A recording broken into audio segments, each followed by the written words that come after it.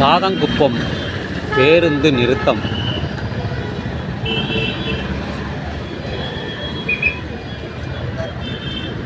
தென் சென்னைக்கு செல்லக்கூடிய பேருந்துகள் இங்கே நிற்கின்றன. மாதவரம், பெரம்பூர்,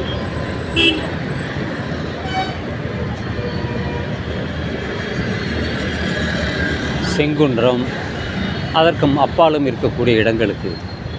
இதெல்லாம் புறப்பட்டு வரக்கூடிய இடம் கோயம்பேடு அல்லது தாம்பரம். தாம்பரத்திலிருந்து அதிக பேருந்துகள் இயக்கப்படுகிறது. பலர் எழும்பூர் செல்வதை தவிர்த்து நேரடியாகவே தாம்பரம் சென்று விடுகிறார்கள். அம்பத்தூரிலிருந்து வருபவர்கள் இந்த பக்கம் வருவதில்லை, நேராக தாம்பரம் போய்விடுகிறார்கள். அதனால தான் இங்கே எப்போவுமே கூட்டம் இருக்கும். நைட்டு 11 மணி வரை பேருந்து இருக்கும். நான் அடிக்கடி திருவிக்கா நகரில் இருந்து தான் வருவேன். தற்பொழுது இந்த அடுக்குமாடி கட்டடத்தில் குடிபெயர்ந்து விட்டதால் என்னுடைய நடைப்பயிற்சி எல்லாமே மாறிவிட்டது.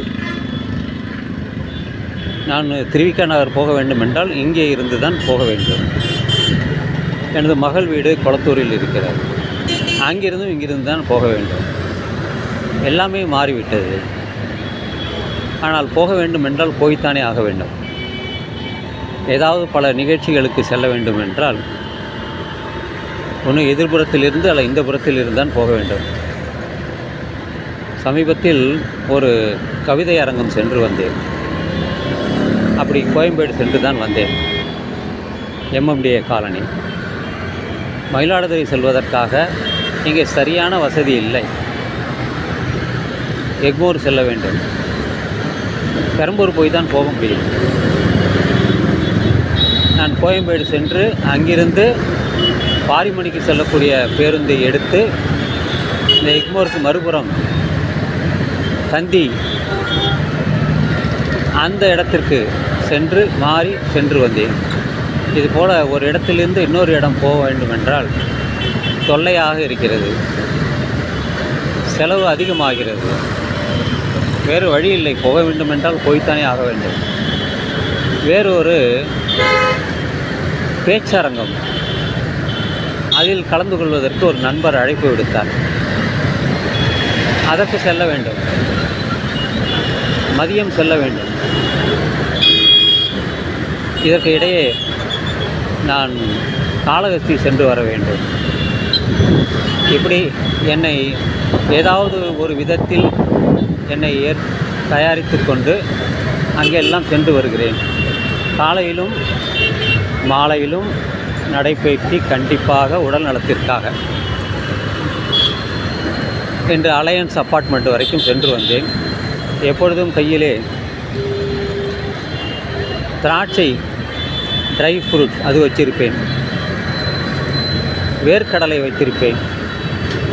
ஏதாவது ஒன்று சாப்பிட்டு கொண்டே போவது வருவது, வரும் வழியிலே நின்று ஏதாவது பேசுவது, இப்படி என்னுடைய பாதையை மாற்றிக்கொண்டு ஏதாவது ஒரு தகவலை மற்றவர்களுக்கு பரிமாறுவது. எனக்கென்று ஒரு யூடியூப் சேனல் இருக்கிறது. அதில் பதிவிடுவது வழக்கம். இதுபோல் நான் பயணம் செய்துள்ளேன். சில நேரங்களில் பேருந்து கிடைக்காது. அதனால் ரெட்டேரி வரைக்கும் சென்று விடுவேன். கட்டணம் குறைவு தான், 20 ரூபா. இப்போ எவ்வளோன்னு தெரியாது. கோயம்பேடுலேருந்து இங்கே வர்றதுக்கு முதல்ல 20 ரூபா 25 ரூபா. இப்போ எவ்வளோன்னு தெரியல. நிறையா வண்டி வரும். இது போல் நிறையா, கொஞ்சம் நெஞ்சம் இல்லை, வந்து போயிட்டே இருக்கும். ஆனால் ஒரே ஒரு வேலை என்னென்னா காத்துக்கிட்டு இருக்கணும். அது நிறையிற வரைக்கும் அவங்களுக்கு வந்து ஒரு 10 பேர் 15 பேர் நிறையிற வரைக்கும் அவங்க காத்துக்கிட்டு இருப்பாங்க. அதுக்கப்புறம் தான் வண்டி எடுத்துகிட்டு போவாங்க. காசு அதிகமாகலாம் வாங்க மாட்டாங்க, ஏமாற்ற மாட்டாங்க. பல அனுபவம் என்னிடம் இருக்கிறது. அதனால்தான் அதை பற்றி என்னால் பேச முடிகிறது. ஏதோ எனக்கு தெரிந்ததை இந்த பதிவின் மூலம் நான் விளக்குகிறேன்.